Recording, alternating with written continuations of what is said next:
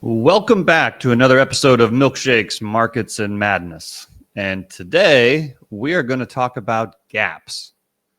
And you're going to say, gaps? Why are we going to talk about gaps? Well, gaps are very important. And I thought of it this week because Gap's earnings came out and the stock totally gapped down. And then, just the fact that the company's called The Gap and the fact that it gapped down just got me thinking about the gap. And I remembered the first time I went to London, I saw this sign, and I'm just I put some slides together. But I remember the first time I went to London, I was on they call it the tube. I was on the subway, and I saw the sign that said, "Mind the gap." And I thought that was a really, really weird way of saying, be careful to, when you're stepping on, to be careful. And I was like, why don't they just say this in English, right? And if you translate it into English, it means basically be careful. And I think it's a great saying, and I think it's very apropos for what we do on this channel, because a lot of what I try to impart is a lot of kind of the lessons I've learned over the years and some of the things I use, mainly not to help me predict exactly what's going to happen, but more so to help me avoid the pitfalls that can come along. And so, in other words, the whole process that I've kind of developed for myself for over all these years, and I've tried to, impart to other people, is how to mind the gap. How do you just, don't get caught, falling onto the tracks and have a train run over you? And perhaps this is a little bit of a silly analogy, but I think it's important. And I think many of us, me included, and again, that the whole reason I have a process is to try to help me overcome some of the gaps that I have in either my mental framework or the gaps I have in my knowledge base or the gaps I have in trying to figure out what I want to see happen versus what's actually going to happen. But I think, this whole mind the gap thing, I just think it's a very powerful concept because, I was thinking also like, you guys have probably heard me talk. I love to play golf. I think golf is maybe the greatest sport ever invented. And when you get to the really, and now listen, I'm not a good golfer. I love to play golf, but I wouldn't consider myself a good golfer, but I've played with many really good golfers. And the thing is when you play with really good golfers, they don't necessarily hit amazing shots. They just don't mess up. In other words, they remove all the errors. And just by the fact of removing all the errors, they end up playing really, really well. But I've played with many scratch golfers, and by the end of the round, I can't really name more than a couple great shots that they hit. It's just that you also can't name any bad shots that they hit. So they're constantly, minding the gap, so to speak. They're always taking out the risk. And so, like I said, that's kind of a long intro, but I think that's again, it's very apropos for what we try to do here, because I think many of us have these gaps. Again, me included. And so, especially in today's day and age, where everything is so hyper sensationalized and everything is so emotional and everything is, to the nth degree, and it's going to cause collapse. And it's going to cause chaos. And it's always these very dramatic, overly dramatic predictions, which can sometimes then influence the way you think about things and can cause you to overreact or underreact. So, but the point is you got to kind of know yourself and know that you don't know everything. Even the smartest people in the world makes mistakes. And however smart you think you are, you do not know everything. And I've had people call me a know-it-all. People call me arrogant. And listen, do I have an ego? Of course I do. But part of the reason I'm still in business after 25 years is I know that I don't know it all. And so I've tried to, as much as possible, to try to mind the gap of these pitfalls that you can fall in. So, one of the other things that kind of came up this week that really kind of got my, it kind of dominated my thinking for the week was the whole separation of powers. So you guys probably heard the big news this week was that Trump's tariffs, it was ruled on by the International Court of Trade. Oh, and here's a funny little story. when I was in New York a couple of weeks ago, I got there on a Sunday and I was just walking around. I was walking around down in Tribeca, and I ended up walking past like the federal courthouse downtown there. And I literally walked past the Court of International Trade. And I remember seeing the building, and it had the big title out front. And I remember thinking, I've never heard of this court before, but they're probably pretty busy this year. Again, didn't think too much of it, but I was like, yeah, they're probably busy. And then lo and behold, apparently, they heard a case that was submitted to them, and they ruled against the Trump tariffs. And so all of a sudden come in, it was Wednesday night, NVIDIA releases earnings, and this news comes out. And so futures are just flying. Everything's going higher.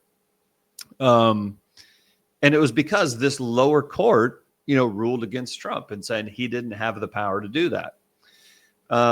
And so then a lot of people, were very upset about it. Some people were very happy about it. Some people were very upset about it. Most of the people in support of Trump didn't like it. Most of the people that don't like Trump were in support of the decision.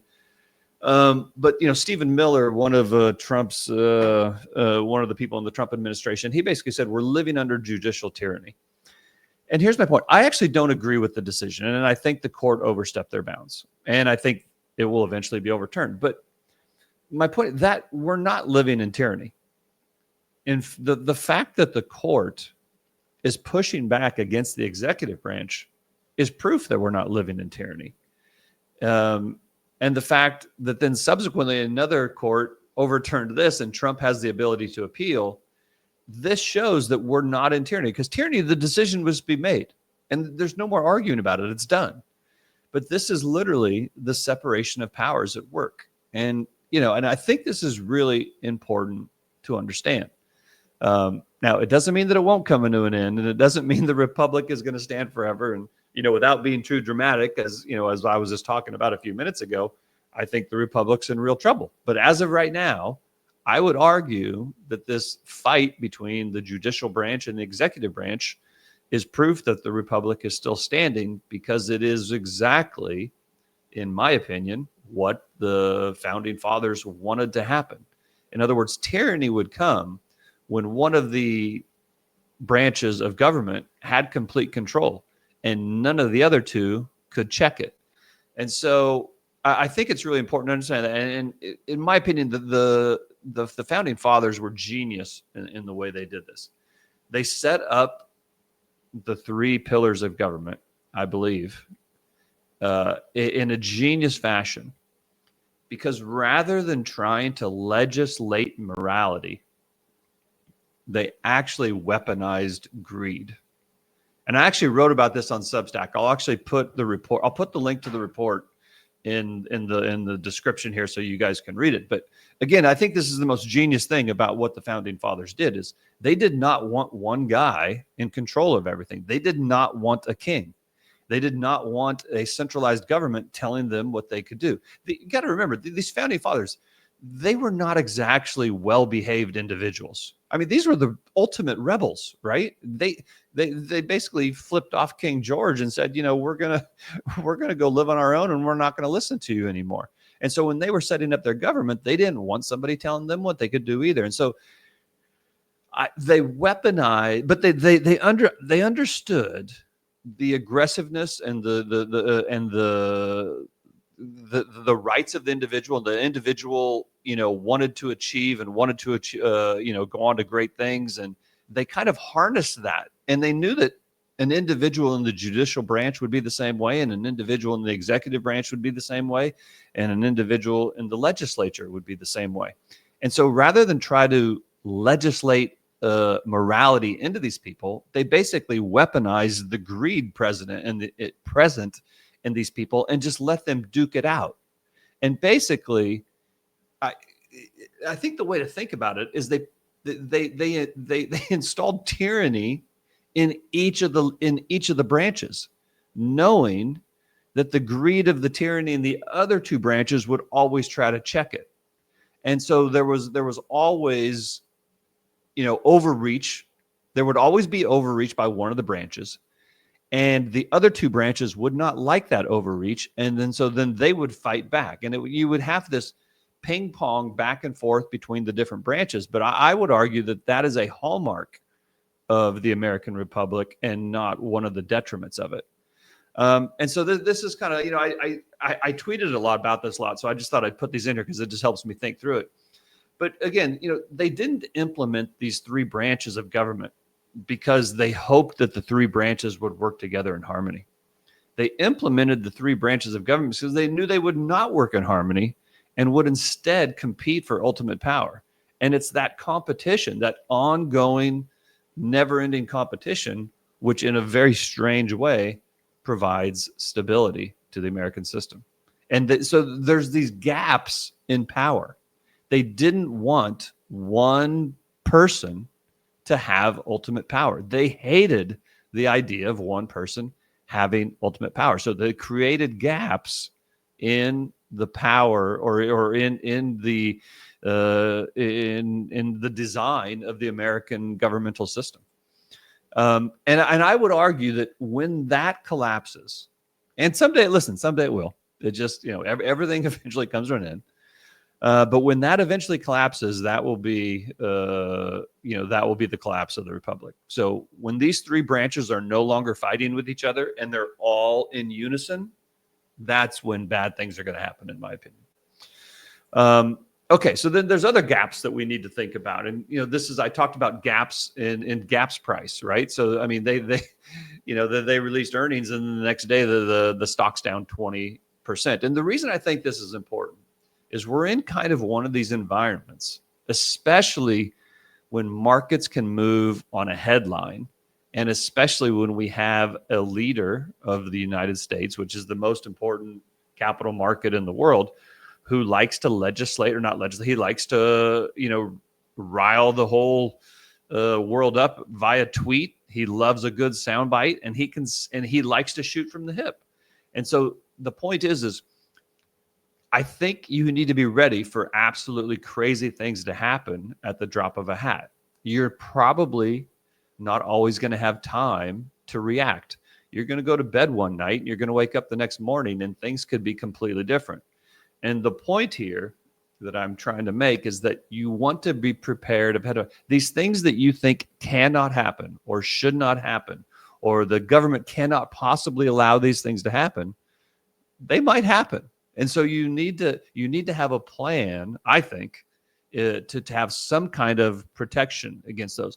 And this is part of the reason you guys always hear me talk about how I'm always looking for what could go wrong, right? I'm always looking for that rogue wave, and that I always, in some form or another, I always have some form of protection, whether it's cash on the sidelines, whether it's a larger allocation to T-bills, whether it's equity puts, whether it's tail risk hedges.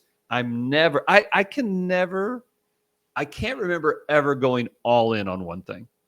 It maybe has happened, but it would have to be such an extremely rare scenario for me to do that.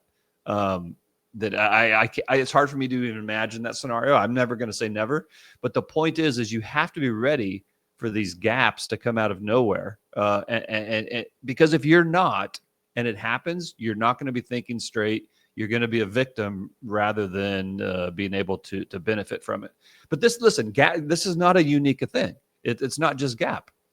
About a month ago, the same thing happened to Nike. It had been trending down, and then they had some bad earnings, and the whole trade thing come out, and boom, they're down 10% overnight. Hewlett Packard, the same thing last week. They announced earnings. Boom, stock's down 20%. You come in the next morning and it's down 20%. But it's not just stocks either. It's currencies. I mean, this is the Turkish lira, and you can see it's just losing as the chart goes up. That's the Turkish lira losing value. But you can see here, it'll still have these big gaps in the middle of the night or just all at once. And so, even though it loses very steadily, these just crazy things can happen out of the blue. But, this isn't just happening in emerging market currencies either. I mean, it happened against the dollar, and people say, well, Brent, you don't think it could happen against the dollar? Yeah, it could happen against the dollar, and it did. This is the Taiwan dollar versus the US dollar. And here, when the chart goes down, that's the Taiwan dollar strengthening versus the US dollar. And it's strengthened like 10% in 2 days. That's an unbelievably huge move for an emerging market currency. Now, you might argue that Taiwan's not necessarily an emerging market, but the point is that these crazy things can happen. And in other words, you need to remove the word never from your lexicon. And in my opinion, you need to be prepared for these crazy things to happen, especially in the environment we're in. And we actually talked about this on the podcast a couple of weeks ago and why this happened. And I think you also need to be prepared for it to go back the other way. But this is a good example here. So I think a lot of people will think that I'm all in on the dollar going higher. I'm not all in on the dollar going higher. I actually have more exposure to the dollar going lower than I do the dollar going higher, for a couple of reasons. Number one, I know I can be wrong. And number two, I am not betting all my money on the dollar going higher. I am hedging against what I think will eventually be an inevitability of the dollar going higher. But I will actually be better off if the dollar doesn't go higher. And so that's just another way that I have, I've tried to reduce the margin of error rather than going all in on one thing. Let's keep going here. So copper, here's another example. Copper fell 20% over a couple days about a month ago. Now, the reason I put this in here is to show that it's not just currencies and it's not just stock prices. But the other reason I put this in here is because this is where I think some gaps in knowledge can end up hurting people. So, and I'll give you an example. Sometimes people have a little bit of knowledge and they think they have complete knowledge. And listen, I have fallen for this mistake many, many times. And you tend to end up learning from it after a while, but everybody has to learn on their own at some point. But the reason I put this up here is this shows, copper going up pretty significantly in the first 3 months of the year. And you have to remember, the dollar was not doing great for the first 3 months of the year, and the dollar was falling. And, as is always happening, there's always this narrative out there that the dollar's going to die and you have to get out of fiat and you have to get into hard assets, and the dollar's only going to go lower and the governments are only going to do stupid things. And so you just buy hard assets and you're going to be fine. Well, imagine you went to a conference where this was preached in late February, early March, and so you go out and you buy copper. And then you wake up a week later and it's down 20%. And so the point is just because fiat currency loses value over time, and just because every fiat currency ends up getting eroded away and returning to its intrinsic value, and just because owning hard assets over time is not a bad strategy, it doesn't mean you can't get hurt along the way. And so I think it's important, again, keep in mind, even if you have a very strong conviction that fiat currency is going to lose value, or whatever your thesis is, I think you need to have some fail safes or some checks or some, minding the gap measures so that you don't get knocked out on the way to that eventuality. So I think this copper is a good example of that. But let's talk about gaps in predictive power. Now, this is natural gas. And I'm highlighting 3 years ago when Ukraine was invaded by Russia. And literally everybody in the world said, buy energy, because this is a disaster. Now that the U.S. is going to sanction Russia, there's going to be a war. There's going to be more need for energy than ever. Russian energy is not going to hit the market. There's going to be a supply constraint. And my God, natural gas is going to go to $25 and oil is going to go to $200. And you better own oil because it's a one-way street. That was literally everywhere. It was the most consensus trade, one of the most consensus trades I've ever seen. But then what happened after that? The price of natural gas collapsed. Now, should it have? Probably not. But here's the thing. It did. It doesn't matter whether it should have or it shouldn't, The fact is it did. And if you loaded up on energy or natural gas in early 2022 and you didn't get out, or you didn't have some hedges, or you didn't have some cash on the sidelines, you got absolutely massacred over the next 3 years. Same thing for oil. Russia invaded Ukraine, right? And everybody thought oil was going to the moon. And because of this, Biden started selling oil from the Strategic Petroleum Reserve, because he didn't want the economy to go down. He didn't want oil to spike. He didn't want his policies to come under question as a result. And listen, when he started selling oil out of the Strategic Petroleum Reserve, he was getting crucified, not so much by his party, but from the Republican side. And many people on Twitter, many people on social media, I said, this was the stupidest decision ever. This is going to come back to bite us. Oil is going to go to the roof. The Strategic Petroleum Reserve is going to be depleted, and we are going to be screwed. Well, you can see by this chart that he sold it when it was around $95. And oil right now, where's oil at right now, guys? Oil right now is at $60. Oil is down more than 30% from where Biden sold that oil. And again, everybody was certain he was making a mistake. And, like a year or two later, I just put out this tweet just showing like where he sold it at and where it was at. And the point I was making here was, listen, I didn't predict it. I didn't predict that oil was going to collapse. But I do remember I had an open mind that I wasn't sure that it would go higher. And the fact was, when he started selling oil from the SPR, I thought that could probably put downward pressure on the price, which was what it was intended to do. Now, if you want to have some fun, so I tweeted this out in 2023, so about a year after he started doing it. If you want to have some fun, go find this tweet of mine and then look at all the replies. Look at how many people said this was so stupid and this was going to come back to bite us, and the Strategic Petroleum was depleted, and it was a horrible decision, and it was only a matter of time before oil went back to 120 or 150 or whatever it was. But listen, oil's at $60 still, and that's a year. This is almost a year and a half since I sent this tweet out. So again, the point of this is not to show that I was right. I didn't predict this. I'm just commenting on it.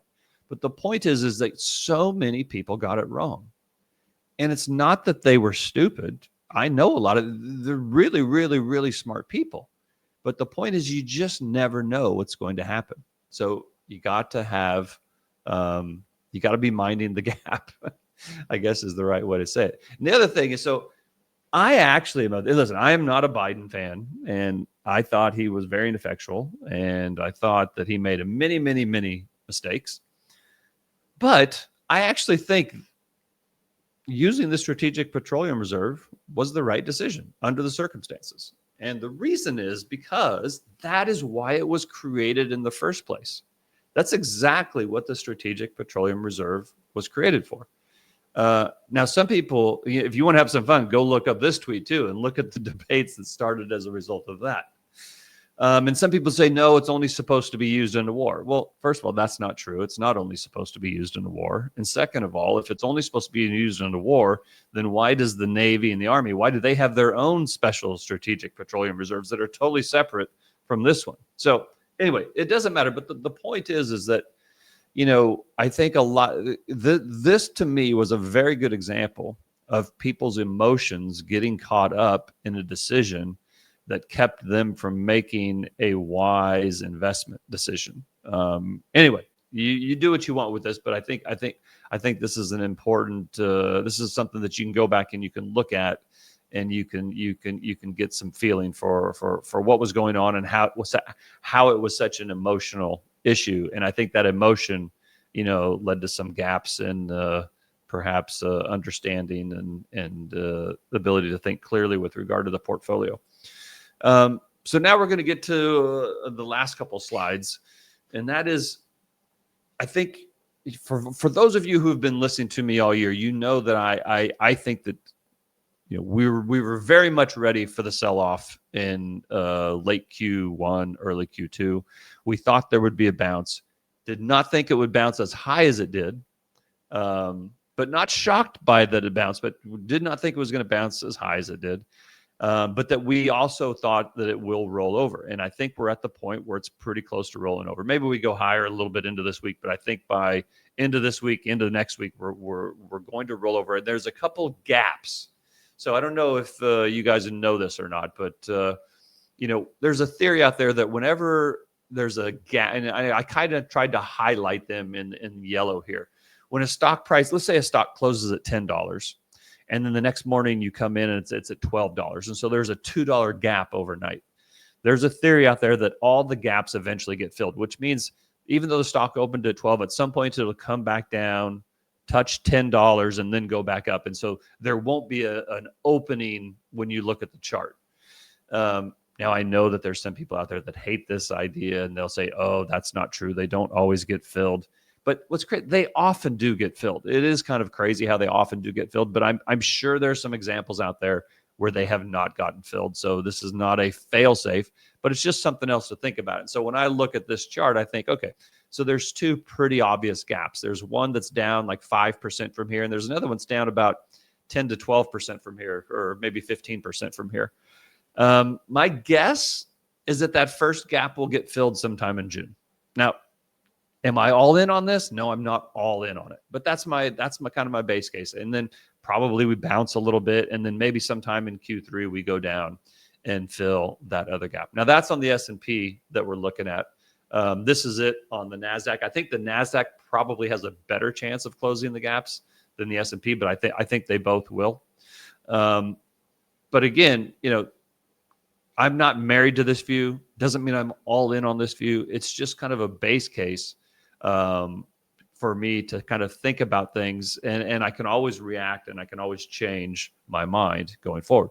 But part of the reason that I believe this, and you guys have heard me say this before, is I still think that 2025 is going to be very similar to 2022. And I've said this for 9 months now. Last fall, I started talking about how I thought 2025 would be similar to 2022. And the thing to remember about 2022 was that from January to the end of September, the stock market fell 30%. But there were several rallies along the way, a couple of them very large. Now, they weren't quite as large as this rally we just had in 2025, but several very large rallies, one of them into the summer, and then rolled over into Q3. To me, that makes a lot of sense for how things are going now. I think people are too bullish in the short term, and I think they're too bearish in the long term. So what I mean by that is I think there is going to be more volatility just based on all, the new policies that Trump is trying to put in place, and with all the geopolitical concerns and all the, the angst between China and the United States and Russia and Ukraine. And I just think I think it's more likely than not that we see some more downside in 2025. And I think once we kind of get through all the messiness of it, I'm actually kind of cautiously optimistic for after that. So when I look at 2025, we had the big sell-off. This was a huge sell-off. I think it sold off too much in March and April. I thought it should have sold off, but I thought it sold off too much. And so now we had the overshoot to the downside. You can see here the relative strength got very weak, the stochastics got very weak, and so now we bounced all the way back up, and the stochastics got all the way back up to like 99, and the relative strength got back into overbought, and now we've kind of started to roll over a little bit. And so I just think it's the whole sell in May and go away. Maybe that will be appropriate this year. We'll just have to wait and see. But anyway, that's what I wanted to talk to you about this week. Hope this is somehow helpful to you to, just some more arrows to put in your quiver, things to kind of help you think about as you're managing your portfolios. And, we'll see you in a week. And with that, I'll let you guys go and talk to you next time. Bye-bye.